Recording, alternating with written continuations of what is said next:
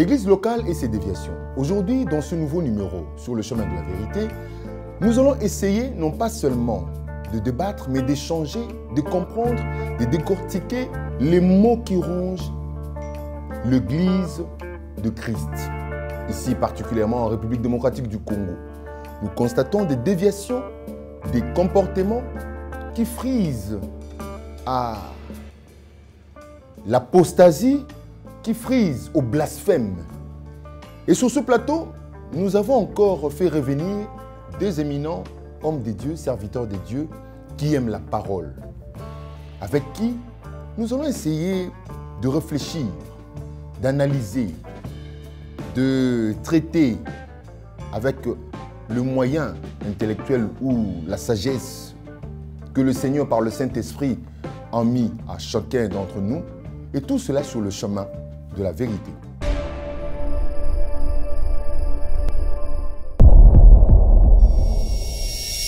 Madame, mademoiselles et messieurs, bienvenue à ce nouveau numéro sur le chemin de la vérité, dans lequel nous avons fait revenir deux éminents hommes de Dieu, comme nous l'avions dit, qui sont devenus comme habitués de cette émission. D'abord, il s'agit du frère Antien Koulou. Il y a aussi le prophète Tapi Moponda de Pointe-Noire, qui est aussi encore une fois avec nous sur ce plateau. Nous sommes ici sur le chemin de la vérité et je m'en vais déjà dire bonsoir et bienvenue à mes invités. Bonsoir. Bonsoir. Papa Antien, comment allez-vous? Nous allons très bien. Kinshasa, ça se passe bien? Oui, ça se passe très bien. La famille ne vous réclame pas? Déjà, première émission, deuxième émission, 3, 4, ça c'est, je crois, la 5e émission. Oui. Parce qu'une émission a été faite en 2 parties. Ça, c'est la 5e. Mais la famille vous dira qu'on vous a retenu en otage. Oui, non, naturellement, la famille sait que je suis venu ici pour le travail. Et ça aussi, ça fait partie du travail pour moi. Et à la limite, elle voit que papa est au travail. Donc, elle essaye de me comprendre, ce que je voulais dire. Merci beaucoup. Merci. Prophète Tapi Moponda. Pointe-Noire ne vous réclame pas? Bon, oui, ça réclame parce que déjà là, mon séjour ici, il y a beaucoup de gens qui réclament, mais je suis venu faire le travail de Dieu. Ça fait partie de mon ministère. Donc, je suis en train de travailler. Je ne suis pas venu me reposer. Je suis venu travailler et ils savent que je suis venu travailler. Donc, je suis dans l'œuvre. Surtout qu'il faut rappeler que vous êtes conférencier. Oui, conférencier. Un enseignant de la parole. Merci. Et membre de l'Assemblée Royaume du Christ. de Christ à Pointe-Noire. Oui. Gloire à Dieu. Alors, d'entrée de jeu, nous allons parler de déviations dans les églises locales. Vous comme moi, nous avons constaté qu'il y a certains comportements dans les chefs de ceux croyants, fidèles, bergers. Et nous allons essayer un peu de ne pas condamner, mais d'essayer d'analyser pour aider les gens à opter d'une certaine manière des comportements dignes d'enfants de Dieu. Alors, d'entrée de jeu, je m'en vais déjà poser la première question au prophète. Vous qui êtes une autorité spirituelle, c'est qui l'évêque, le berger, l'homme de Dieu? Et c'est qui le fidèle? Quels sont les rapports entre les deux? Qui est plus important? Qui est supérieur à l'autre? Merci beaucoup. C'est une question cruciale aujourd'hui pour l'Église. J'aimerais répondre, bon, tu as dit quelque chose, on ne condamne pas, mais la Bible nous envoie à condamner les œuvres infructueuses du diable. Donc, quand quelque chose n'est pas de Dieu, il faut le condamner. Donc, cette condamnation, ça aide le peuple de Dieu à aller vers le salut. Bon, c'est qui l'évêque?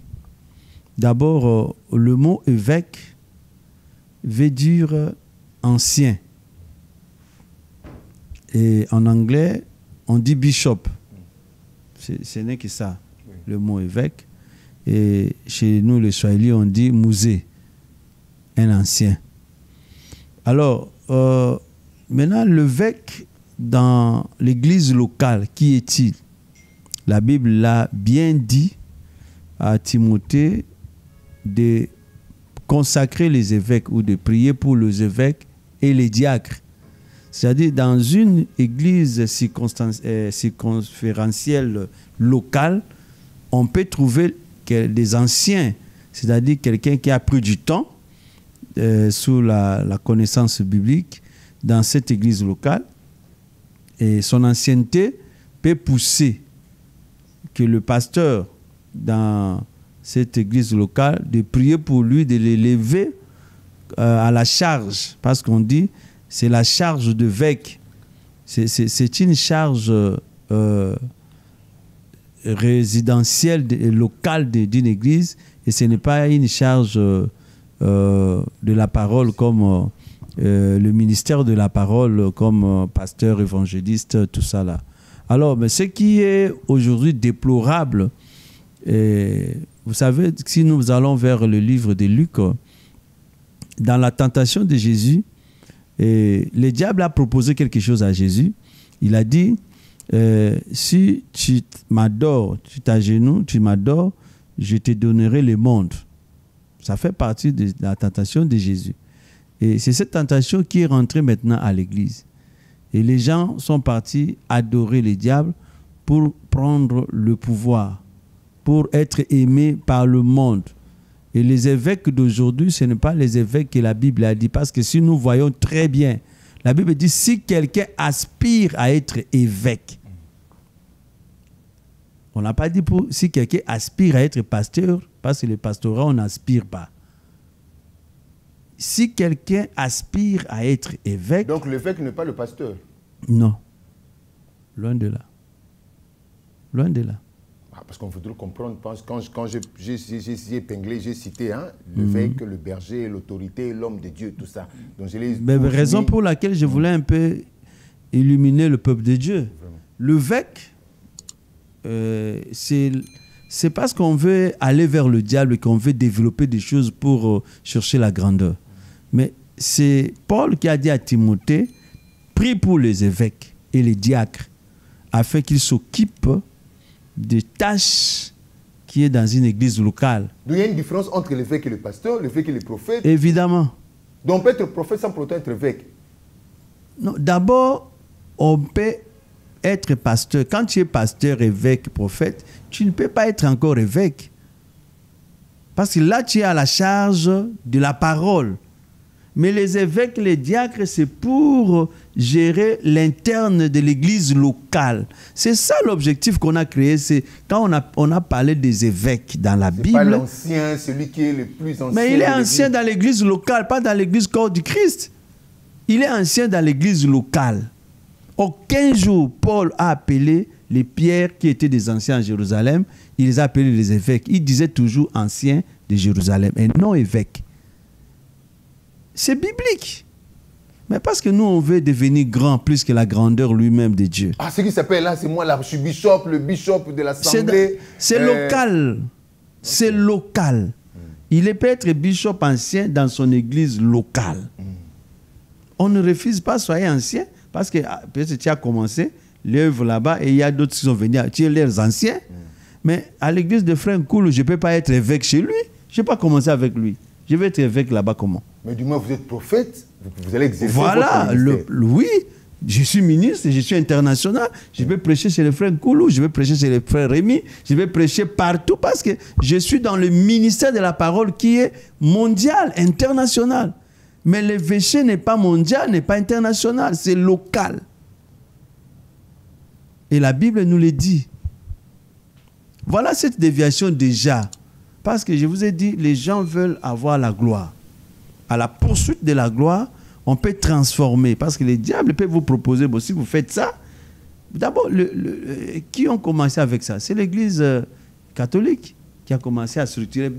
Un évêque de l'église catholique n'est pas l'évêque dans l'église, là où les gens sont maintenant en robe blanche. Là. Prenons un évêque de l'église catholique. Est-ce que quand il viendra là-bas, à l'église de Jésus-Christ, c'est mon roi, par exemple, parce que je ne vais pas citer les églises des gens, est-ce qu'il sera évêque là-bas?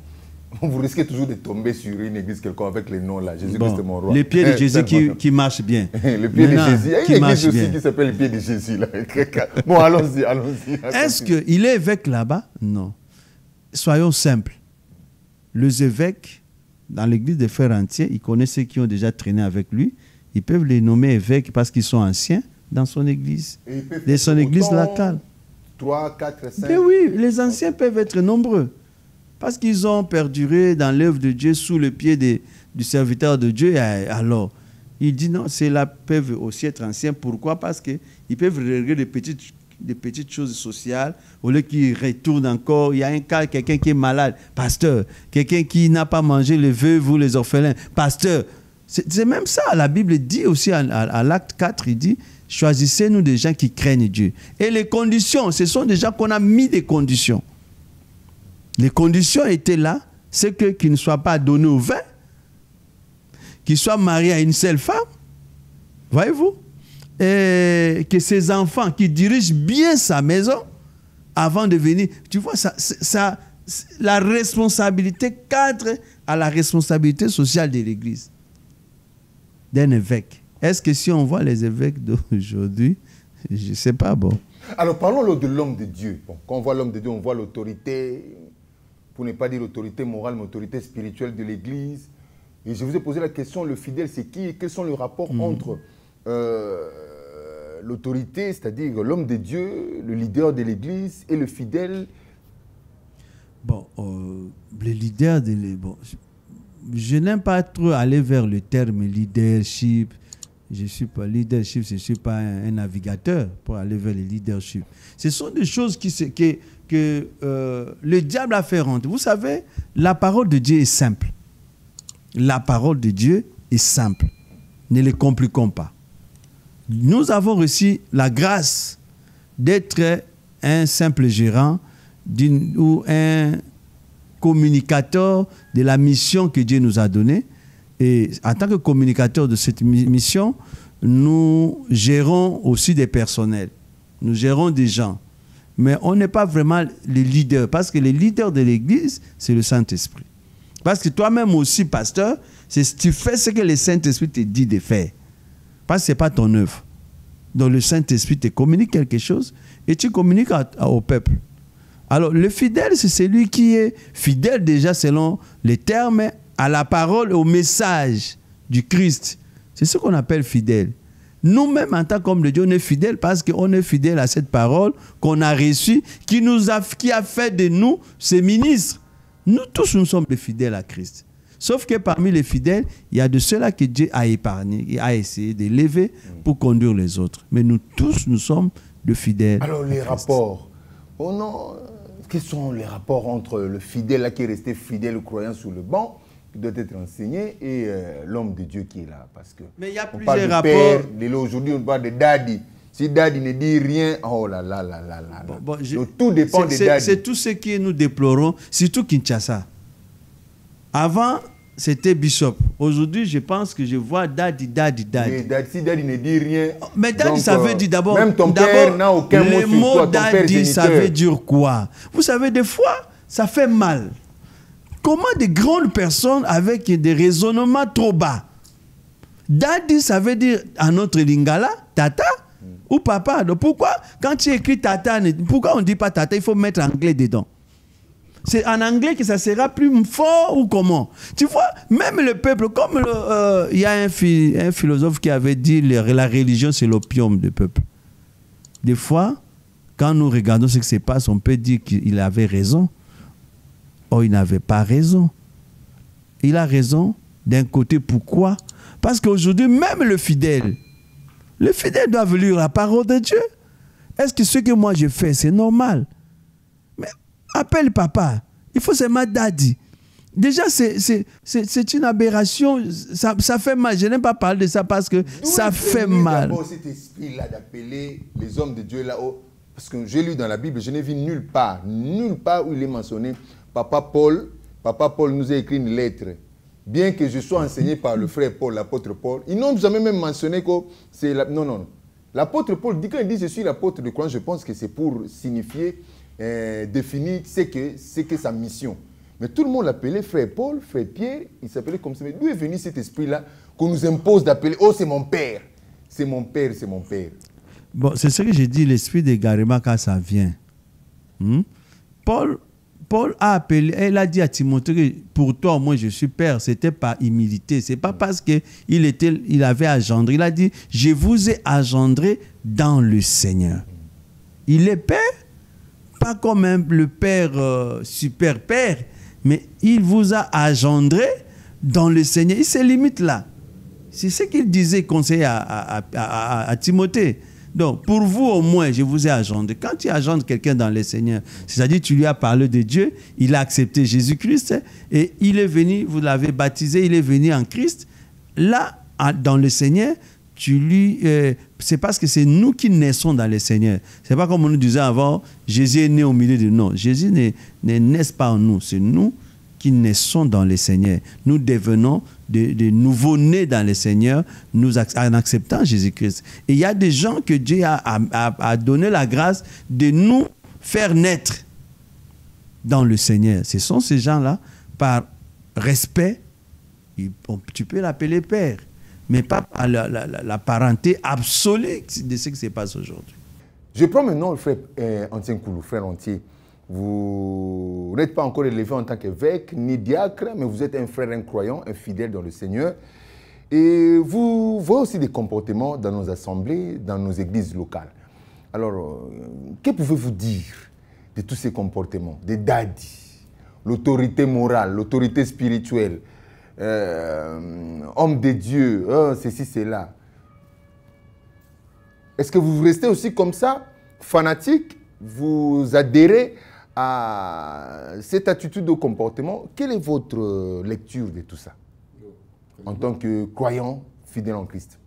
Merci beaucoup. Depuis que je commence à passer par ici, je reçois beaucoup de réactions et beaucoup de témoignages pour vous dire que votre émission est vraiment suivie. Merci. Et que ça a une place très importante par rapport aux chrétiens.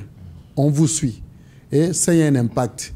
Je reçois beaucoup de témoignages et beaucoup de rapports que des chrétiens. J'ai vite compris que les chrétiens dans des églises sont étouffés. Il y a beaucoup de choses qui se font dans les églises parce qu'ils n'ont pas de voix. Et votre mission leur donne quand même la possibilité de réaliser que cette voix qui est étouffée dans cette église, il y a quand même d'autres personnes qui peuvent arriver à s'exprimer, à élever cette voix-là. Ça les console tant que peu de savoir qu'il y a des gens quand même, ils sont incapables de réfléchir comme nous réfléchissons parce qu'ils ont quelqu'un qui leur parle et ils savent que des fois ils dévient. Mais ils sont incapables de réagir de peur qu'on les chasse. Mais ils se consolent par nous. C'est ce que j'ai vite compris. Donc, continuez à bien faire votre travail. Dites-vous que ça a un grand impact par rapport à la société, surtout par rapport à l'Église. Au fait, dans la grande famille de croyants, nous sommes tous de frères. Vous deviez savoir. Nous sommes tous de frères et de sœurs. Même si vous arrivez, vous priez dans la même église avec votre mère biologique. À l'église, c'est votre sœur. Elle est votre mère biologique, mais à l'église, c'est votre mère. Votre sœur. Il peut s'avérer que vous priez avec votre père biologique. À l'église, il est votre frère. Vous deviez savoir, c'est la grande famille, c'est la fraternité qui règne. Donc, il n'y a pas de rapport d'un supérieur, d'un inférieur. D'où vient, le prophète l'a soulevé, d'où vient l'évêque, les diacres, le pasteur, le prophète et tout consort. En fait, il y a l'église qui est localisée quelque part. L'église s'est réunie quelque part.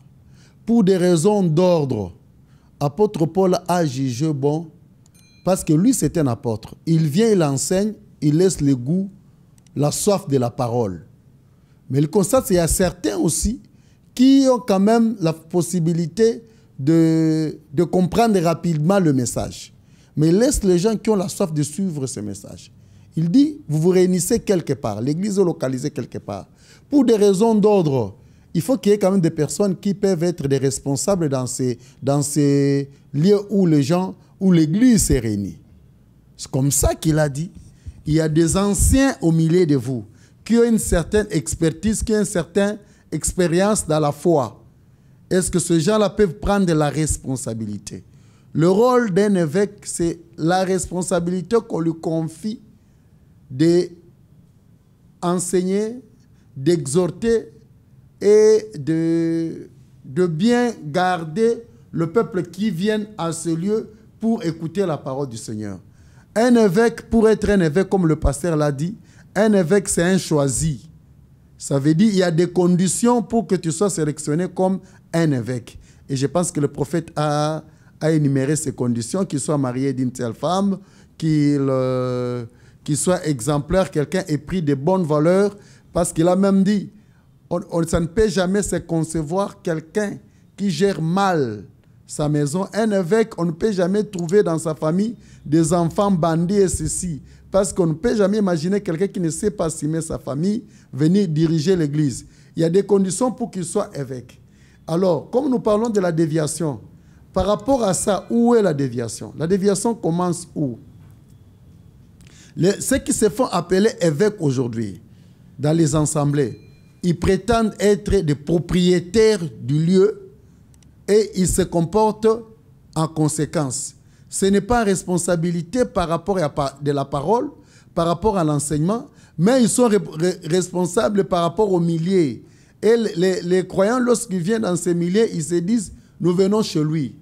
La raison pour laquelle tu verras de frères qui disent, dans mon église. Vous voyez là se trouve la déviance. Il dit dans mon église. Oh, ce n'est pas le lieu qui est l'église. L'église, ce sont des personnes qui viennent. Et cet ensemblement t'amène, toi, à être les responsables pour les encadrer. Donc, l'église, là, les bandimila sont devenus une propriété à lui. Une propriété. Parce que lui prétend être que ce lieu-là, ça lui appartient. Moi, j'ai eu aussi une réponse comme ça d'un serviteur de Dieu qui m'a dit, frère Rémi, si c'est moi dans mon église... Exactement. Ça, ce sont des déviances. Et l'archibishop, l'archevêque, ce qui veut dire, on veut élever l'évêque qui ne sera plus considéré comme un frère. On l'élève, il devient au-delà d'un frère. Qu'on peut maintenant, on commence à appeler daddy, on appelle père, tout ce que vous voulez. Mais et Branham, tout simplement, qui est un super enseignant, Branham qui a fait des choses. Il reste frère. Il n'a jamais voulu ce qu'on appelle père. Ça, c'est l'esprit. Il disait qu'il est toujours frère. Ça, c'est l'esprit biblique. Et tous les autres, c'est l'esprit, comme je vous dis toujours, de la déviation. Ce n'est pas vous, les fidèles, qui encouragez ou bien qui suscitez ces comportements. Parce que je n'ai jamais entendu un pasteur dire « Oh, dès aujourd'hui, vous allez m'appeler Daddy ». C'est surtout ceux-là qui ont voyagé, ils sont passés soit par des pays anglophones, ils reviennent avec ces comportements. Oh non, Daddy, Daddy, tu es notre Daddy, c'est le père, hein, tout ça, tout ça. N'est-ce pas vous les fidèles qui êtes oui, en fait, à la base de tout ça aussi? Dans les fidèles, par rapport à la conception... Vous êtes tellement fanatique. J'ai dit c'est par rapport à la conception du temple. Les fidèles sont dans le parvis. Il y a du mélange. Il y a les animaux, il y a les êtres humains, il y a tout dedans. Et celui qui est censé discipliner, la raison pour laquelle on doit avoir des évêques, celui qui est appelé à discipliner tous ces mondes, tous ces croyants, à travers l'enseignement, c'est celui qui est censé être responsable, l'évêque. L'évêque ne peut pas, mais que ça lui fait du bien, accepter qu'on l'appelle daddy. Personne n'a le droit de se faire appeler père ici sur la terre, si ce n'est que notre père, dans la foi, lui-même le Seigneur.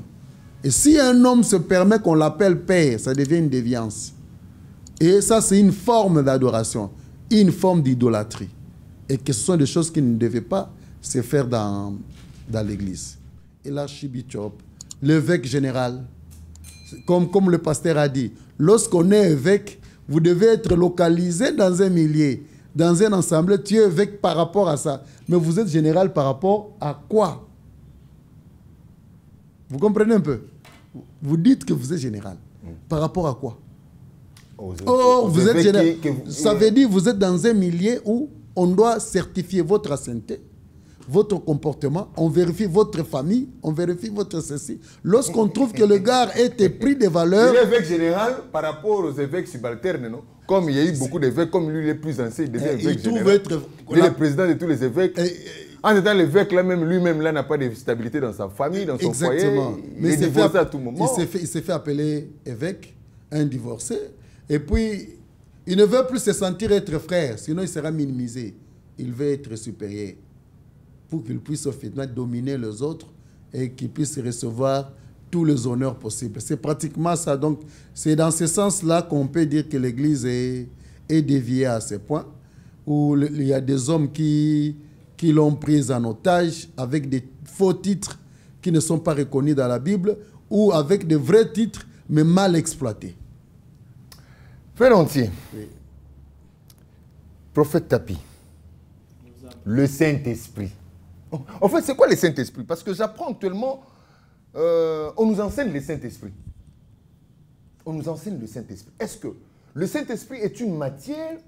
Le Saint-Esprit, et je ne sais pas comment l'expliquer, quelque chose à apprendre à quelqu'un, ou bien c'est le Saint-Esprit qui vient lui-même, de par lui-même, après avoir reçu le baptême de feu, commencer à vous enseigner, à vous dire que ce que vous faites n'est pas bon, à vous convaincre.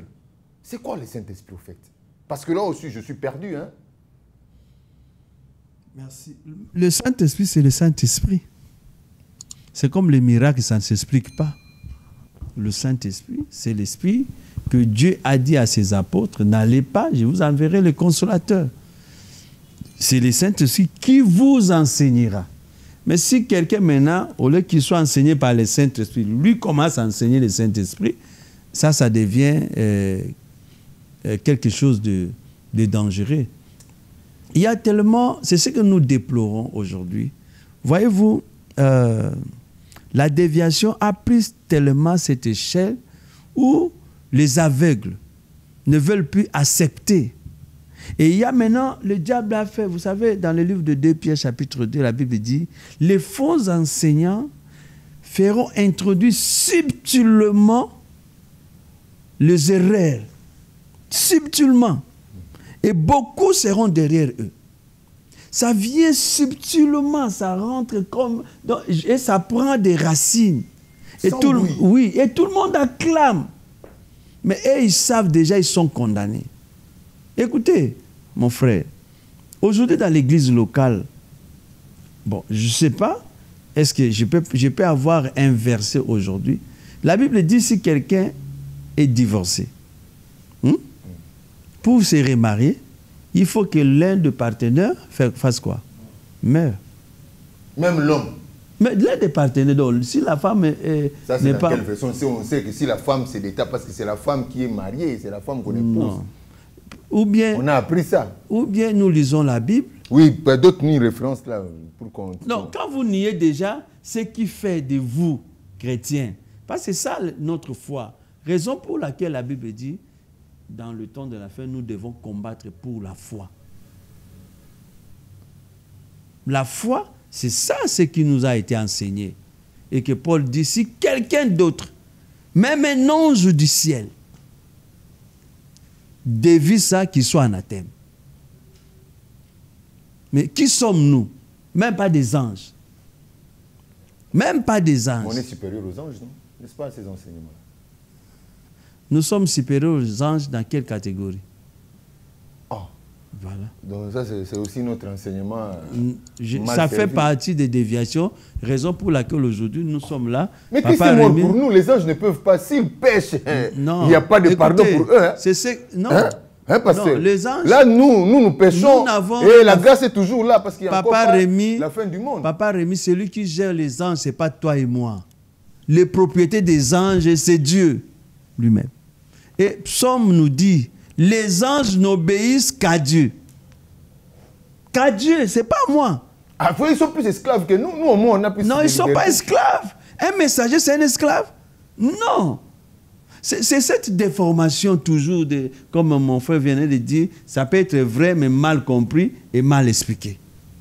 Parce qu'on explique souvent des choses qui sont pour nous. On s'explique pour qu'on soit à raison.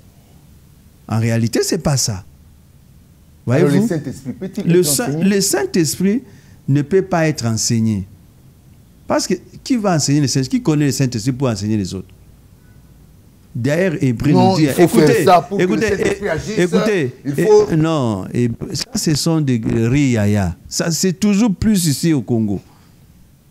Vous savez, Hébreu dit ceci, il y aura un temps où personne n'enseignera plus l'autre. Et je pousse les enfants de Dieu à aller vers la parole de Dieu. Quand nous comprenons la parole de Dieu, on n'aura pas besoin d'un enseignant. Nous sommes en train de sonner l'alarme. Sonner pour que ceux-là qui auront le réveil, pas le réveil, ou l'éveil, puissent comprendre que le temps est arrivé de chercher la connaissance. Cherchons à connaître l'État. Avec toutes ces déviations, qu'est-ce que vous pensez? Attends, ceux-là qui viennent, qui ne lisent pas la Bible, on lui dit fais ça, il fait. Aujourd'hui, pourquoi ces vagues de divorce est répandue partout? Tout le monde veut divorcer parce qu'il a vu une autre femme jolie plus que sa femme, il taxe sa femme sorcière. Celui-là a vu l'homme beau plus que son homme, il taxe son mari féticheur. Et on se sépare, 2 jours après, il se marie. Mais moi je sais, il y a eu même une dame qui a dit c'est lui qui m'a défloré là, je suis rentré vers lui. Pourquoi tu t'es marié? Tu t'es lié au mariage, pourquoi? Voilà, il y a tellement de péchés aujourd'hui, et le péché a pris tellement la place, il s'est assis dans les lieux saints. Et c'est ça le temps où nous sommes en train de vivre. Alors, cette déviation, ça rend... vous savez, l'église mystique n'a pas de problème parce que c'est l'église de Jésus, ça ne change pas. Mais les églises locales, je suis en train de dire, on sera surpris ces jours-là qu'on ne participe pas au festin du Fils de Dieu. Frère Entier, avez-vous reçu le Saint-Esprit ou vous êtes encore dans ce stade-là de... Il vous arrive aussi de parler en langue? Avez-vous reçu le Saint-Esprit? C'est ça ma question. En fait, j'aimerais d'abord... nous sommes les enfants de Dieu. Lorsqu'on se prétend être compas de la part de Dieu, nous devons parler tout avec précision. Vous comprenez? Parce que ceux qui nous suivent, et s'ils nous accordent leur temps et leur attention, et que par la suite qu'ils trouvent qu'on est en train de dire des choses qui ne sont pas dans la Bible, ça ne sera pas bien. Est-ce que vous pouvez nous lire Romains 7, vous commencez par le verset 2? Oui, comme vous me le demandez. Oui.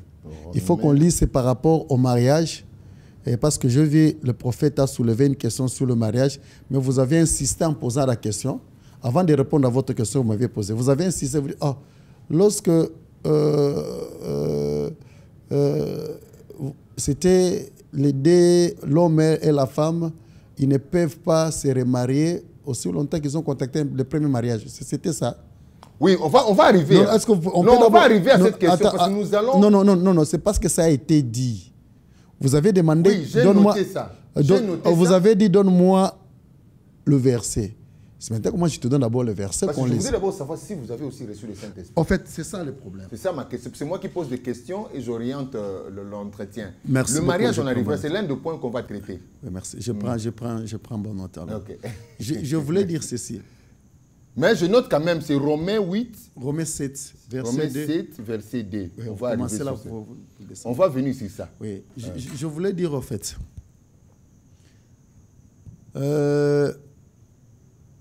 recevoir le Saint-Esprit, ce n'est pas une question à laquelle on répond. C'est un manifeste. Les gens doivent constater. Si vous ne le constatez pas, ce n'est pas à la réponse de votre question que je vous dirai que j'ai reçu le Saint-Esprit. C'est à vous même, moi qui vous regarde, qui doit le constater. C'est vous qui devez constater. Okay. Vous comprenez? Il y a des signes. Okay. Vous comprenez? Tous ceux qui ont le Saint-Esprit dans la Bible, on l'a constaté que ces gens-ci sont animés par un esprit saint. Vous comprenez? C'est là à travers des signes, c'est là à travers des prodiges, c'est là à travers ceci. Vous comprenez? Alors, à ce jour, ce sont des gens qui répondent à ça. Ils disent que nous avons reçu le Saint-Esprit. Lorsqu'ils vous disent ça, c'est pour vous conditionner, vous obliger à accepter tout ce qu'eux vous disent. Vous aviez parlé ici, il y a quelqu'un qui enseigne le Saint-Esprit. Or, les Écritures disent que c'est lui, le Saint-Esprit, le Consolateur, qui viendra nous enseigner dans toute la vérité. Ça veut dire, sans lui, on ne connaîtra pas la vérité. Et vous verrez dans les Écritures, on nous raconte effectivement, pour que les autres puissent commencer leur mission à prêcher, à enseigner partout au monde, comme le Seigneur leur avait recommandé, ils ont d'abord commencé par recevoir le Saint-Esprit, qui leur a donné la connaissance, qui leur a donné la force, qui leur a donné la détermination, prêt à mourir pour leur témoignage. C'est le Saint-Esprit. Mais il y a des gens maintenant, au lieu qu'ils fassent que les gens reçoivent le Saint-Esprit, ils viennent d'abord que c'est eux qui ont le Saint-Esprit, ils vous enseignent sur le Saint-Esprit, ils commencent à vous imposer la main pour que vous tombiez au final. Il n'y a rien de Saint-Esprit. Donc, personne ne peut enseigner le Saint-Esprit. Peu importe qu'il soit évêque général, qu'il soit archibishop, qu'il soit un grand monsieur ou qu'il fait ceci, personne ne peut enseigner. C'est le Saint-Esprit qui nous enseigne sur la vérité. La question, c'est là que vous nous enseignez sur le Saint-Esprit. C'est pour qu'on sache ça. Qu'on sache quoi? Ou qu'on puisse connaître quoi? Parce que c'est le Saint-Esprit qui vient nous enseigner sur la vérité. Mettez vous à nous enseigner le Saint-Esprit, c'est pour qu'on connaisse quoi? Donc, c'est ça, des petites distractions dans l'Église. Il n'y a pas d'enseignement, quelqu'un qui peut venir, qui dit, il veut vous enseigner le Saint-Esprit, pour quelle finalité, on ne sait pas. Donc, je réponds à votre question, c'est avoir le Saint-Esprit, mais ce n'est pas une réponse à une question, non, c'est un manifeste, vous devez le constater. Si vous ne voyez pas, il n'y a pas. Et frère Entier, je reviens maintenant sur votre préoccupation là. Je ne sais pas si vous avez une réaction par rapport à ça, mais je voudrais qu'on aborde déjà, c'est parce que j'ai tenté de lire quand le prophète Tapi répondait. Romains 7.2, il est mentionné, « Ainsi, une femme mariée est liée par la loi à son mari tant qu'il est vivant. Mais si le mari meurt, elle est dégagée de la loi qu'il a liée à son mari. » Qu'est-ce qu'il y a comme préoccupation dans ça? Non. Parce qu'il a dit que l'homme aussi est lié à la femme. Vous comprenez? Le verset là est trop clair. Qu'une femme mariée est liée à son mari aussi longtemps que ce dernier est vivant. Lorsque la Bible, au lieu de continuer de dire l'homme aussi est lié à sa femme aussi longtemps que celle-ci est encore vivante. Je pense que ce que je vais te dire ici, tu n'as pas lu ça. Lorsque la Bible n'a pas écrit ça, ce n'est pas qu'elle a oublié. Parce que ce n'est pas comme ça. Donc, c'est comment une femme mariée est liée à son mari aussi longtemps que ce dernier est vivant. Vous pouvez continuer, on dit encore, si ce dernier... Si donc du vivant de son mari, elle devient la femme d'un autre homme, elle sera appelée adultère. Mais... Si du vivant de ce mari-là, elle devient la femme d'un autre, elle sera appelée adultère. Mais il n'est pas dit, si du vivant de la femme, si l'homme devenait le mari d'une autre, il sera appelé adultère. Ce côté-là n'est pas dit. Donc ce n'est pas moi qui dis. Je suis en train de répéter ce que vous dites là. Ce que vous êtes en train de lire. Allons-y. Mais si le mari meurt, elle est affranchie de la loi, de sorte qu'elle n'est point adultère en devenant la femme d'un autre homme. Si le mari meurt, la femme est liée au lien qui l'attachait à son mari. Là, elle devient maintenant libre pour devenir la femme d'un autre. Mais si du vivant du mari qu'elle devenait la femme d'un autre, elle sera appelée adultère. Tu peux continuer. Là, on est tenté de reconnaître même au cas d'un divorce. Si une femme a divorcé à son mari, aussi longtemps que ce dernier est vivant, elle ne peut pas devenir la femme d'un autre, même dans les divorces. Ça, c'est ça même la loi. Mais là, on n'a pas parlé de divorce ici. Hein? Dans ces mêmes versets, le temps que le frère va prendre la parole, je vais te donner à parler même de divorce, où on dit, même à quand de divorce, celui qui épouse une femme divorcée commet l'adultère avec elle. Je vais vous donner le verset. Ne vous en faites pas avant que la fin de l'émission, je vais vous donner le verset. Écrit, si le mari meurt, elle est affranchie de la loi, de sorte qu'elle n'est point adultère en devenant la femme d'un autre. De même, mes frères, vous aussi, vous avez été par le corps de Christ mis à mort en ce qui concerne la loi, pour que vous... Je vous donnerai le verset, ne vous en faites pas. Mais dis-moi, lorsqu'on dit de son vivant, elle ne peut pas devenir la femme d'un autre. De son vivant. Même en cas de divorce, aussi longtemps qu'il est vivant. Bon, il est temps pour vous de nous chercher ce verset. Ça, là, je vais vous le donner avant la fin de l'émission. Donc, c'est pour comprendre que l'homme peut devenir, même en étant dans le mariage avec une dame, avec une femme, peut devenir l'homme d'une autre femme sans péché, sans être appelé adultère. Parce que ce verset-là n'existe pas sur le silence. C'est comme ça que dans les 10 commandements, on dit, tu ne prendras pas la femme de ton prochain. Ce n'est pas que la Bible a oublié pour ne pas dire « tu ne prendras pas le mari de ta prochaine ». Ça, c'est un autre débat. Non, ce n'est même pas un débat. Je vous oui, dis. bon, ça, c'est dans le 10e commandement, il est dit « tu ne prendras pas la femme de ton prochain ». Point. Il n'est jamais dit que tu ne prendras pas le mari de ta prochaine. Sinon, si la loi dit ainsi, on contredit les David, on contredit les Salomon qui étaient des serviteurs à qui Dieu a rendu le meilleur témoignage. Vous comprenez? Comme je le dis, ça c'est un autre sujet délicat qu'on pourra traiter prochainement. On reste vraiment sur ça. Je suis très ouvert par rapport à cette question. Je sais que ce sont des questions où l'Église actuelle réagit très négativement parce qu'ils n'ont pas lu la Bible, mais parce que s'il y a une culture, vous ne devez pas oublier que le premier qui nous a amené la Bible, c'est l'Occident, et via l'Église catholique. L'Église catholique avait une culture qu'il a glissée comme la parole du Seigneur, nous le prenons comme telle. Mais si nous lisons soigneusement la Bible, ce que je vous dis là, je suis très ouvert si on peut même faire une émission. Quand je vais venir par rapport à la forme du mariage reconnu dans la Bible. Vous, en tant que papa, vous êtes père, vous êtes mari, époux, vous avez une famille, un foyer. Alors, quels sont vos rapports avec l'Église, les hommes, soit le pasteur qui vous guide, je ne sais pas si vous en avez ou vous n'en avez plus, ou vous en aviez. Quels sont vos rapports avec l'Église? En fait, comme le prophète a dit, il y a le ministère de la parole. Ça veut dire que je ne suis pas obligé d'être en rapport avec un homme pour dire que je suis à lui. Mais je suis obligé d'être en rapport avec la parole. Mais qui est enseigné à travers l'homme. Que justement, qui peut m'apporter par plusieurs hommes. Nous en avons beaucoup. Mais il suffit ce qu'on me dit, je le confonds par rapport à ce qui est écrit. Cet homme constitue pour moi un pasteur, il a enseigné. Ou bien un prophète. Il m'a apporté une révélation qui s'avère vraie par rapport aux Écritures. Je ne suis pas un croyant tendancieux pour dire je m'attache à un lieu, je m'attache à un homme. Non, je suis attaché à la parole. Parce que la parole elle-même peut nous corriger tout au long de notre vie.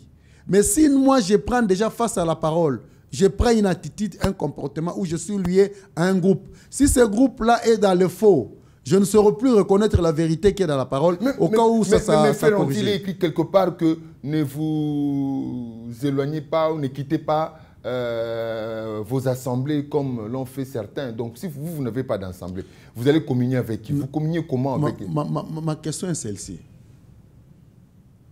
Non, dites seulement ma réponse, puisque la question... Ma préoccupation est celle-ci. Je suis à Kinshasa.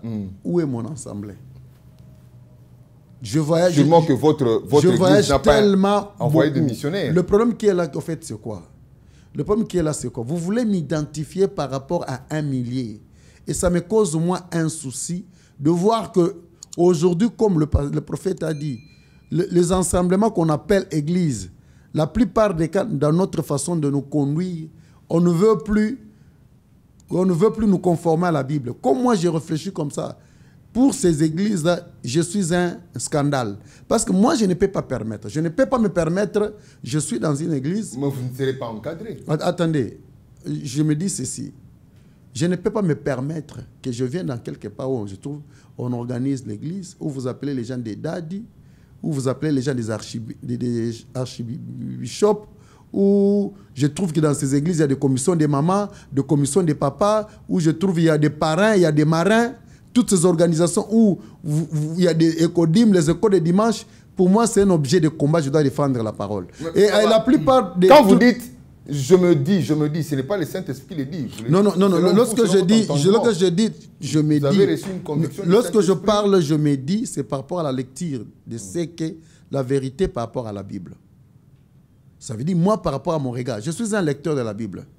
Je ne suis pas quelqu'un parce qu'il prend les micros, il porte une cravate, qu'il peut venir avec la Bible, il prêche, il m'influence. Non. Moi, j'ai toujours une démarche. Tu me prêches, on vérifie. Tu me convaincs, on fait route ensemble.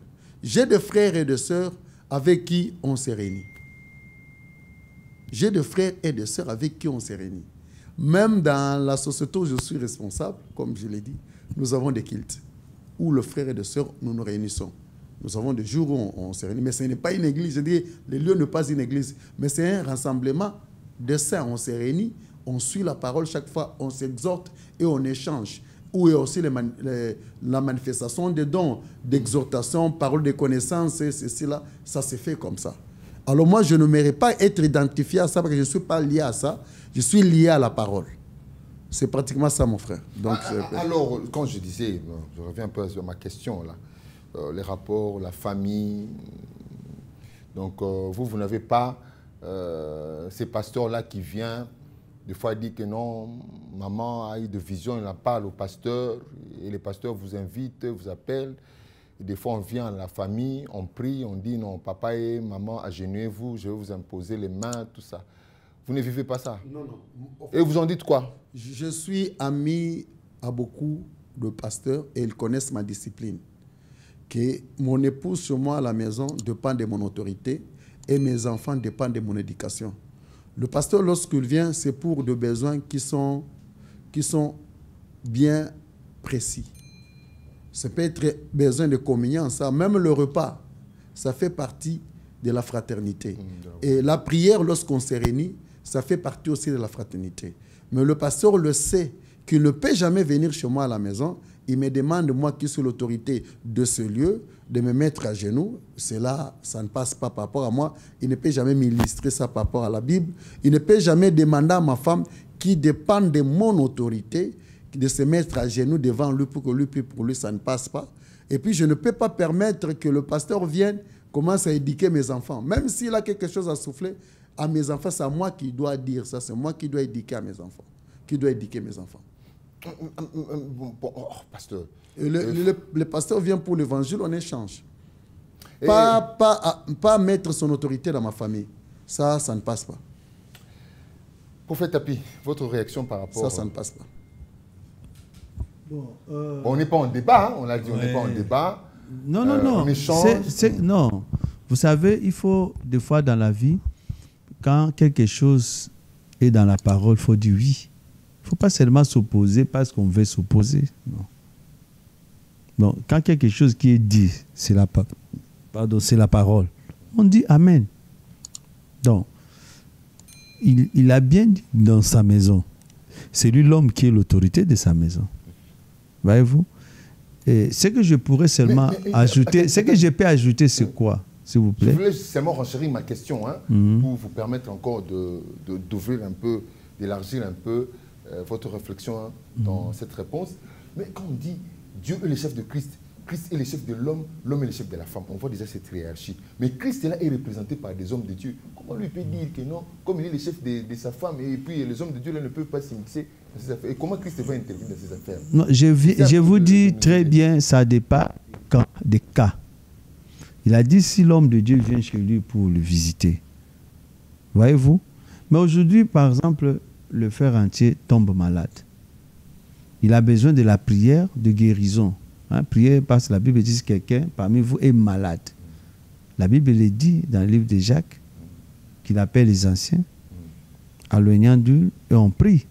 Et quand vous lisez la doctrine du Christ, dans Hébreu, si vous voulez les relire, Hébreu chapitre 6, il dit, il y a des choses qu'on ne peut pas enlever, pas mettre notre fondement. Il y a aussi l'imposition de main.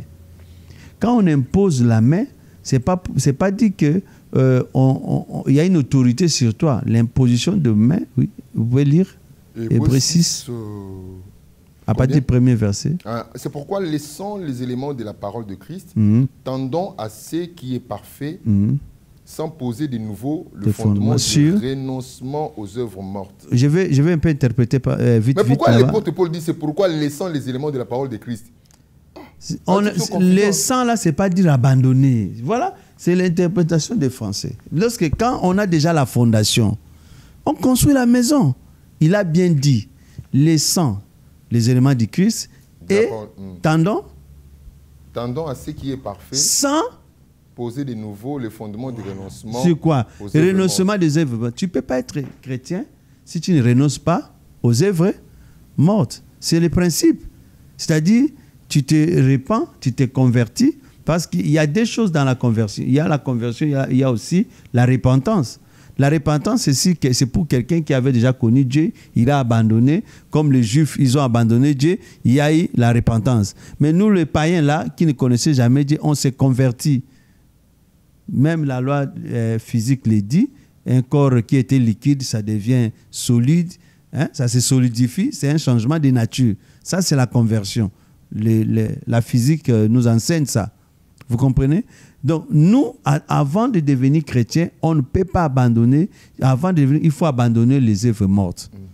Les œuvres mortes, on les connaît, Galatie, c'est les œuvres du péché, tout ça là. 2, on ne pose pas le fondement là-bas. Si tu dis que tu es chrétien, il faut abandonner les œuvres mortes. Là-bas, on ne peut pas poser fondement. 2, de la foi en Dieu. Tu ne peux pas dire que tu aimes Christ si tu n'as pas la foi en Dieu. Donc, nous, pour devenir chrétien, il faut d'abord la foi. Donc, on ne peut pas poser encore un autre fondement sur la foi. 3. De la doctrine de baptême.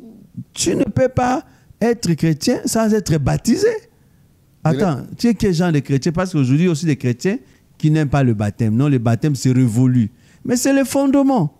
De l'imposition de main, de la résurrection des morts. L'imposition de main et du jugement. Voilà. Donc, on ne peut pas parler de l'évangile si on ne dit pas aux gens qu'il y aura la résurrection des morts. On ne peut pas parler de l'évangile de Jésus-Christ si on ne dit pas toutes ces choses-là. C'est le fondement, la base des éléments du Christ. Donc, aujourd'hui, même moi, si je suis malade... Il m'a mentionné que vous devez vous agenouiller. Non, voilà, j'ai dit imposition des mains. Mais ça dépend maintenant de la position. Quelqu'un peut dormir, il est malade. Vous l'imposez la main, il dort. Mais il est malade. Les pousser à s'agenouiller. C'est ce que j'ai dit. Vous savez, aujourd'hui, nous devons... Non, la position, il a dit quelque chose. Vous savez, la manière dont nous avons reçu l'évangile. Il y a eu des gens qui ont amené l'évangile. D'abord, les Blancs étaient venus dompter l'homme noir. À dompter l'homme noir, il faut lui donner quelques stratégies afin que cet homme noir se soumette. Parce que l'homme noir était le plus têtu. Vous voyez-vous? Moi-même, mon grand-père était roi, il était le plus têtu. Moponda. Il est à l'autre là, dans la musée de Belgique. Mon grand-père, que je porte le nom. Parce qu'il a tué un blanc, il a mis la peau de blanc, il a fait les tam-tams. Oui. Voyez-vous? Les noirs n'étaient pas faciles à dompter. Alors il faut avoir une pratique. Voilà pourquoi il y a même des effigies, il y a des statues. Non, là c'est Dieu là. Donc c'est pour le faire mater. Mais l'imposition de main, ça peut se retrouver dans toutes les positions de la vie. Mais l'essentiel, d'accomplir. Moi-même, quand je suis malade, je suis au lit. Je peux appeler frère entier, prie pour moi. Je suis au lit. Il peut prier. Parce que la prière, là, c'est... Mais oui, j'ai la foi que sa prière, la Bible dit, la prière de saints ou des anciens sauvera les malades. C'est ça la foi. Voilà, le temps nous fait toujours défaut dans une émission comme celle-ci, très intéressante. Alors, nous allons conclure. Je commence, comme vous avez la parole, prophète Tapi, qu'est-ce qu'on peut retenir, encore une fois, pour l'émission de ce soir? Par rapport aux déviations, quel comportement doit opter un croyant, un fidèle en Christ, qu'on appelle chrétien, pour rester conforme à la parole et surtout à la volonté de Dieu par le Saint-Esprit? Merci. Je vais clôturer pour l'émission. Ce n'est pas le mot de la fin parce qu'on aura d'autres émissions. Vraiment. Par la grâce de Dieu. On clôture par ces versets. Si vous pouvez nous lire ça. Jean chapitre 1, verset 17. Jean chapitre 1, verset 17. Vous dites... Car la loi a été donnée par Moïse, la grâce et la vérité sont venues par Jésus-Christ. Car la loi a été donnée par Moïse, la grâce et la vérité sont venues par Jésus-Christ. C'est-à-dire, Jésus n'a pas amené seulement la grâce, parce que tous les péchés qui se font aujourd'hui sont au nom de la grâce. Mais Jésus a amené et la vérité. Donc, nous sommes appelés de rechercher aussi la vérité. La grâce nous a étouffés. Tout le monde parle de la grâce. Même s'il tombe 6 fois avec les femmes d'autrui, il couche avec les femmes des églises, là, les femmes d'autrui. Mais il dit c'est la grâce que Dieu m'a donnée. D'ailleurs, je prêche et les gens tombent. Voilà. Oh non, c'est la grâce. Et les enfants de Dieu, en tant qu'aveugles, ils sont dit, c'est la grâce, hein? C'est la grâce que Dieu lui a donnée. Mais j'ai dit aux enfants de Dieu, celui qui me regarde, de rechercher aussi la vérité. Jésus-Christ n'a pas amené seulement la grâce. Et après la grâce, nous sommes au temps maintenant de la vérité. Et la vérité est têtue, mais cela arrive. Donc Jésus a amené, la grâce c'est bon, mais il y a la vérité. Et Romain dit, le monde attend avec un ardent désir la révélation des fils. Voilà un fils de Dieu entier, voilà un fils de Dieu tapis, qui donne des révélations pour enlever ce monde-là dans cette soumission clé neuve qui avait bloqué le peuple de Dieu dans des églises locales. Merci, je vous remercie. Frère Entier, qu'est-ce qu'on peut retenir pour cette émission? Oui, pour cette émission, ce que j'aimerais que vous puissiez retenir, en fait, c'est nous devons savoir ceci. Nos parents, ce que nous appelons aujourd'hui vérité, nous avions payé un prix. Nos parents avant étaient dans leur réalité ou dans leur propre vérité. Du coup, il y a eu un peuple qui est venu vers eux, qui leur a dit, ce que vous détenez là, c'est le mensonge. Ce que vous détenez là, vous n'irez pas au paradis, vous serez condamnés, vous serez ceci. Vous devez recevoir ce que nous vous donnons, parce que c'est ça la vérité. Et nos parents à l'époque ont abandonné leur culture, ils ont abandonné leur Dieu, ils ont abandonné ceci. Au nom, c'est du faux, c'est du mensonge. Nous allons vers ce que les autres nous proposent comme vérité. Et bien sûr, je ne saurais pas retracer toute l'histoire pour dire à quel prix. Je sais qu'il y avait des coups de fouet, des coups d'essai d'intimidation. D'autres ont été incarcérés, d'autres ont été tués, brûlés, pour qu'au final, que nous puissions arriver à accepter ce que nous appelons aujourd'hui vérité. Donc, nous avions payé un prix. 300 ans plus tard, et l'homme qui est venu nous apporter cette vérité-là, on peut le désigner, c'était à l'époque l'Église catholique. 300 ans plus tard, il y a quelqu'un qui vient, qui nous dit, l'Église catholique, c'est la salle d'attente de l'enfer. Ça veut dire, l'Église catholique, c'est le mensonge même. Et moi, je me demande, nos parents, les sacrifices qu'ils ont fait, nos ancêtres, abandonnant leur Dieu, abandonnant leur culture, abandonnant les réalités, abandonnant les religions, pour aller vers ce qui prétendent être vérité. 300 ans plus tard, on vient de nous révéler que ce n'était pas la vérité, c'était le mensonge. Est-ce que vous voyez un peu l'ampleur du problème?